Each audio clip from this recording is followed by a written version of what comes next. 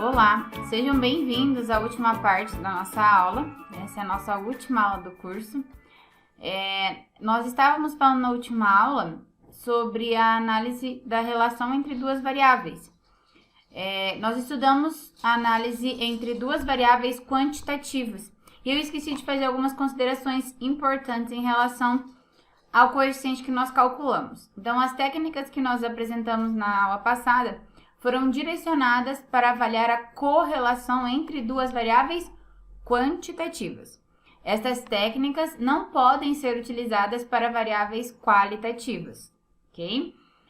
Para calcular o coeficiente de correlação linear de Pearson, que foi o que a gente viu, é imperativo que tenha uma relação linear, né, retilínea, observada graficamente por meio do diagrama de dispersão. Então, quando a gente constrói diagrama de dispersão, a gente precisa ver essa relação linear entre as duas variáveis para, assim, então, poder calcular o coeficiente de correlação linear de Pearson.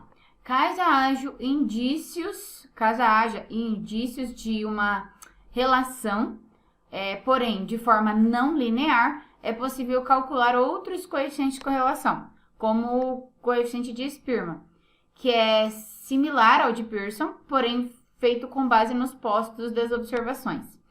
O coeficiente de contingência modificado, conforme visto na aula anterior ainda, ou ainda o coeficiente de determinação que a gente vai ver nessa aula.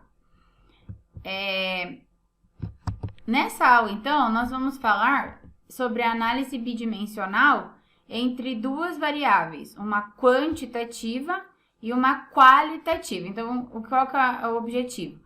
É avaliar o comportamento padrão da variável quantitativa dentro dos níveis da variável qualitativa. Isto é, determinar as medidas de posição e dispersão da variável quantitativa nas categorias da variável qualitativa e dispô-las em uma tabela ou pode também construir um gráfico, talvez um gráfico de caixas para verificar o comportamento dentro das categorias da variável qualitativa. Para esse caso, a técnica ideal seria adentrar no campo da inferência estatística, um teste T. Contudo, de forma exploratória, seria possível estimar o R2, um coeficiente de determinação, que pode ser interpretado como a porcentagem da variação da variável quantitativa, que é explicada pela variação da variável qualitativa. O R2, então, ele pode variar de 0 a 1, e para conseguir obter o resultado dessa expressão, nós precisamos apenas do número de níveis da variável qualitativa, número de observações em cada nível da nossa variável, e a variância amostral, tanto da geral quanto em cada nível da nossa variável qualitativa. Vamos fazer uma aplicação em dados reais. A questão que eu trouxe hoje é: qual será a magnitude da subnotificação de óbitos decorrentes da Covid-19? Vamos fazer um background. A doença causada pelo coronavírus, que é o SARS-CoV-2, é denominada como Covid-19, que pode resultar numa síndrome respiratória aguda. Nós chamamos de SARS. No entanto, outros processos que não relacionados ao SARS-CoV-2 também pode ocasionar SARS. Contudo, espera-se que o número de óbitos diários de SARS não relacionados ao SARS-CoV-2 apresente um padrão similar ao longo do tempo. Então, no caso, em 2019 e 2020, a gente espera um padrão similar nesses 2 anos em relação a SARS. Considerando a escassez de testes e, consequentemente, a dificuldade nos diagnósticos de Covid-19, podemos esperar que qualquer discrepância no número de óbitos causados por SARS entre os anos de 2019 e 2020 tenham potencial de serem causados por Covid-19. Dessa forma, investigaremos a presença dessa discrepância que indexará a subnotificação dos óbitos pela Covid-19. Então, os dados que nós vamos registrar aqui são os registros de óbitos fornecidos pelos cartórios de março a maio dos anos de 2019 e 20. E as variáveis de interesse são os óbitos registrados pelos cartórios como SARS apenas, então não entra o SARS-CoV-2, ela não entra na estatística oficial, né? Entre março e maio de 2019 e 2020. Então, nós temos informação de março, abril e maio de 2019, março, abril e maio de 2020. Só para resumir, então, lembrando, a nossa questão é: qual será a magnitude da subnotificação de óbitos decorrente da Covid-19? A variável quantitativa que nós vamos ver aqui é o número de óbitos diários registrado pelos cartórios como SARS. Então, é uma variável quantitativa. A variável qualitativa é o ano do registro de óbitos por SARS, então 2019 ou 2020.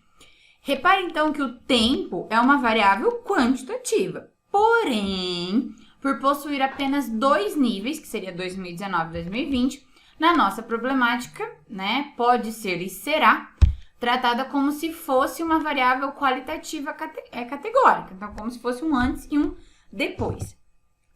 Vamos começar a analisar.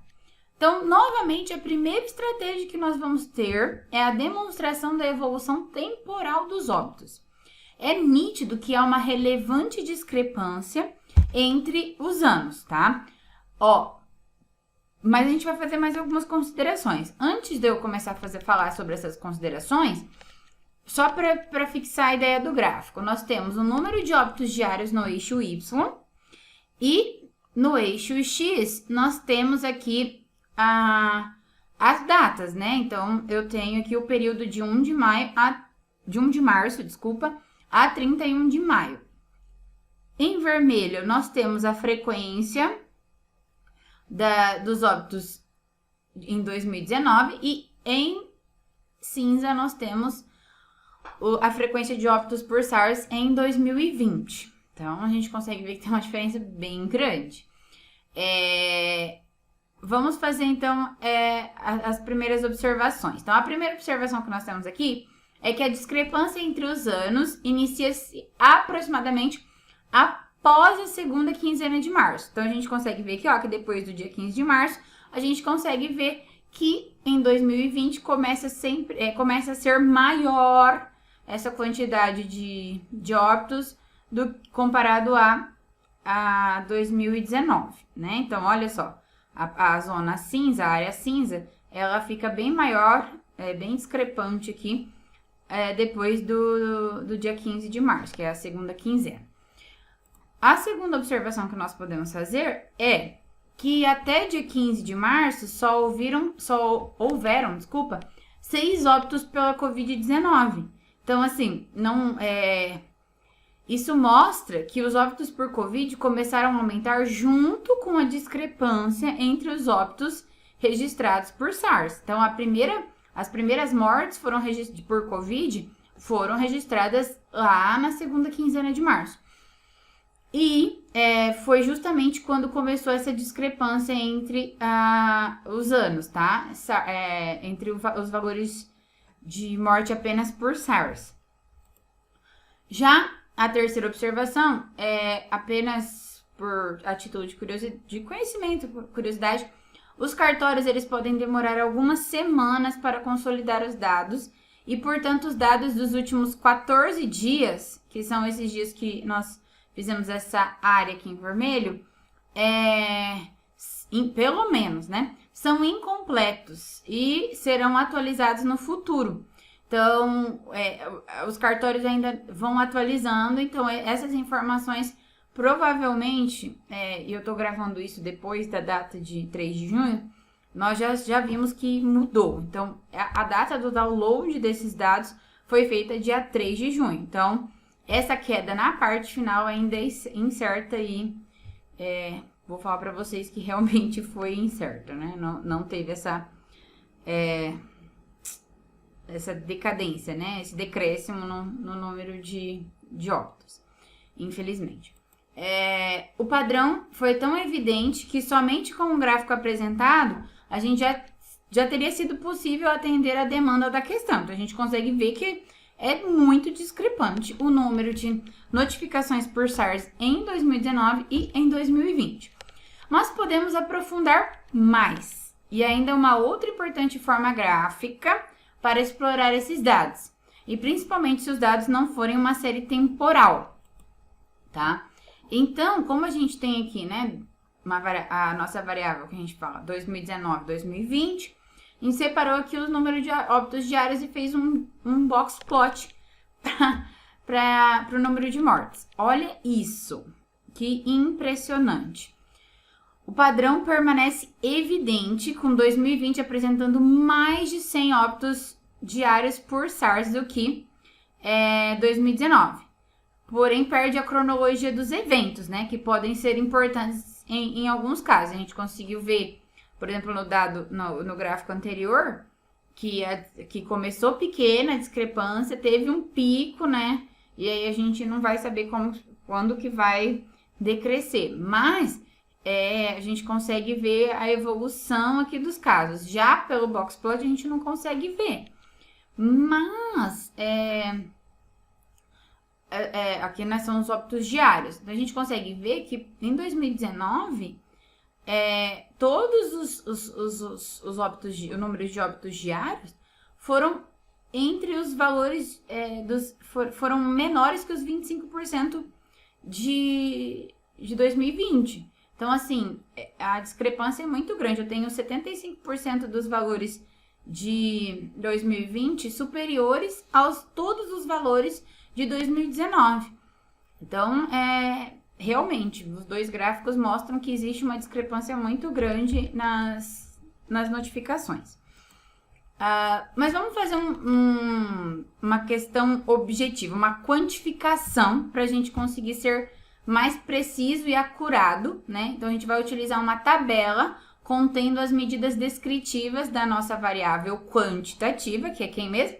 O número de óbitos diários, em função da categoria do ano. Mesmo as figuras anteriores já mostrando as informações que a gente precisava.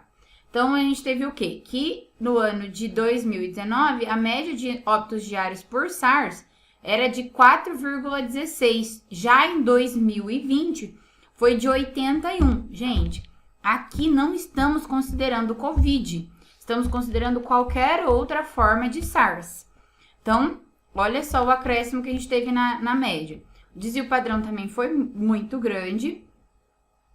E o mínimo, o máximo e os quartis é o que a gente pode falar, né? Olha só, o valor máximo de 2019 é menor do que o nosso Q1, bem menor do que o Q1 de 2020.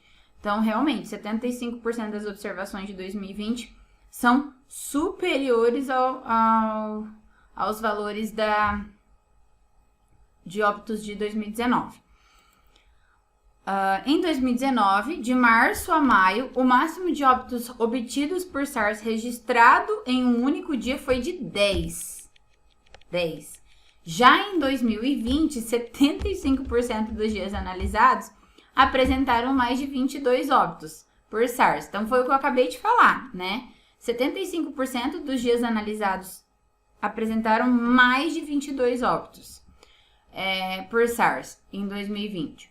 Ainda que em 2020, metade dos dias avaliados apresentaram mais de 65 óbitos por SARS, que é o quê? A nossa mediana, né? A mediana de 2020 nos mostra que em metade dos dias, né, 50% dos dias eu tive mais que 65 mortes por SARS. Ao considerarmos as médias, 81,30 em 2020 contra 4,6 em 2019, temos uma diferença de aproximadamente 77 óbitos diários por SARS a mais em 2020. Então, a discrepância é altíssima. Vamos calcular o coeficiente de determinação para quantificar a relação entre as duas variáveis. Quais termos, então, nós precisamos para calcular o coeficiente de determinação. Aqui nós vamos precisar do nosso NI, que é o número de observações do 20º nível da variável qualitativa. Então, quantas observações eu vou ter em cada nível, em cada ano. E preciso da variância também em cada ano, né? O I aqui é o indexador da categoria da variável qualitativa, que é no caso os anos. Então, quando o I valer 1, eu estou no primeiro nível aqui da minha variável, que é 2019. Quando o I valer 2, porque I vai de 1 a 2 no caso, que é o K, que é o número de níveis da minha variável qualitativa.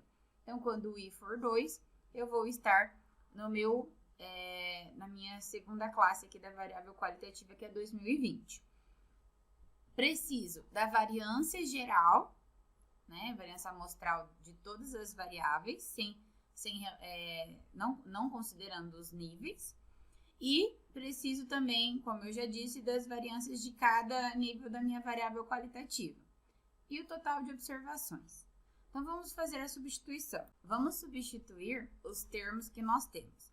Então, a nossa somatória vai de 1 a 2. Então, quando o I valer 1, eu estou no meu primeiro nível da variável, que é o ano de 2019. Então, N de 2019 menos 1, vezes a variância de 2019. Mais, então, o I vai acrescentar 1 aqui, então I vai valer 2. Quando o I valer 2, eu estou na segunda classe, então, 2020. Então, N de 2020 menos 1, que multiplica a variância de 2020, dividido por esse termo ali. Então, quais são as informações que a gente consegue substituir agora? O número de observações que nós temos tanto em 2019 e 2020 são os mesmos. Nós pegamos o mesmo período, de 1º de março a 31 de maio. Portanto, nós temos 92 dias, 92 observações. Então, vamos substituir, né? N de 2019 e N de 2020. No caso, menos 1 ficou 91. E o N total é a soma dos meus dois Ninhos. Então, 184. E aí, como é menos 1, 183. O próximo passo será, então, substituir o valor das variâncias. Então, a variância de 2019 e a variância de 2020. Então, foi 5,32 e em 2020 foi 4.356. Substituindo e resolvendo, já a conta que nós podemos resolver, chegamos nessa expressão que só falta substituir, então, a variância geral. Desculpe. A variância geral, considerando todas as observações sem levar em consideração os níveis, deu 3.665. Então, substituindo, nós vamos obter aqui o valor do R quadrado, que é 0,41. Então, considerando que 41% da variabilidade do número de óbitos diário é explicado pelo ano do óbito, então isso que significa? Lembra que eu falei que o coeficiente de determinação é qual a porcentagem, né? Quantos por cento da variabilidade da minha variável quantitativa, que é no caso o número de óbitos, está sendo explicada pela variação da minha variável qualitativa. Então, 41% da variabilidade do número de óbitos é explicado pelo ano do óbito. Uma informação que a gente precisa lembrar, que a gente tirou lá da nossa estatística descritiva, é que ao considerar as médias, né? Lembra que a gente calculou a média de óbitos em 2020 é de 81 por dia. Já em 2019 era de 4,16 óbitos. Essa diferença que a gente fez foi de 77 óbitos, não foi? Que a gente calculou? Tendo deixando lá, a gente pode pensar que essa diferença de 77 óbitos podem ser devido à subnotificação da Covid. Que a gente espera que o SARS mantenha, seja um padrão, ela vai ser constante. Então, essa diferença discrepante pode ser ocasionada por uma subnotificação da Covid. Considerando que nesse mesmo período, a média diária de óbitos por Covid, apenas por Covid, foi de 397, né? Quase 398, Então, nós tivemos uma média diária de mortes por Covid de quase 400 ali, 398. Se a gente somar, né, essas duas notificações, então, o acréscimo que a gente teve na SARS, que pode ser uma subnotificação do Covid, mais a média que foi diagnosticada com Covid, nós teríamos um total, né, médio no caso, de 474,6 óbitos diários devido à Covid. Isso é uma suposição. A subnotificação seria, então, de 16% do que nós realmente temos. Então, aí, pense comigo. Se até junho, que é agora, né, 26 de junho, foram registrados 56 mil óbitos por Covid-19, que considerando, e a gente considerar essa subnotificação de 16%, nós teríamos 66.796 óbitos por Covid, sendo que aproximadamente 10.600, né, desses óbitos estariam subnotificados. Então, a gente estaria errando ali, né, em 16%. Estaríamos subnotificando 16% dos casos. Mas isso é uma suposição. É claro que é muito difícil fazer esse tipo de análise. Então, ó, as análises foram simplórias e seus resultados utilizados para fins didáticos aqui. A realidade é muito mais complexa e existem mais fatores envolvidos nesse processo, que não podem ser explorados somente com duas dimensões, que é, no caso, a análise bidimensional. Para esse caso, né, quantitativa versus qualitativa, seria mais recomendado realizar análises mais elaboradas, adentrando no campo da inferência estatística, como um teste T, ou uma análise de variância one-way, né, nos casos mais simples. No entanto, o emprego de técnicas adequadas, como os gráficos, as tabelas apresentadas, são de extrema importância para proporcionar insights que podem ser relevantes. Então, nunca subestime uma boa estatística descritiva. Vamos então para as nossas considerações finais do curso. Vimos no curso apenas uma introdução à análise exploratória de dados, com base em exemplos reais e contemporâneos. Isso foi muito legal. Aqui nós utilizamos dados reais, dados que nós conseguimos encontrar em fontes gratuitas disponíveis na internet. Para qualquer análise estatística, é de suma importância possuir questões que devem ser bem definidas e que guiarão o processo de análise. Isso é muito importante. O pesquisador, ele precisa saber qual que é a questão, qual é o problema que ele precisa solucionar. E quando ele precisa solucionar um problema, ele tem uma questão. E essa questão, ela precisa ser bem definida. Sabendo isso, você vai conseguir guiar a sua análise de uma forma correta. Sem o conhecimento estatístico, ficaria difícil sintetizar as informações apresentadas nessa aula.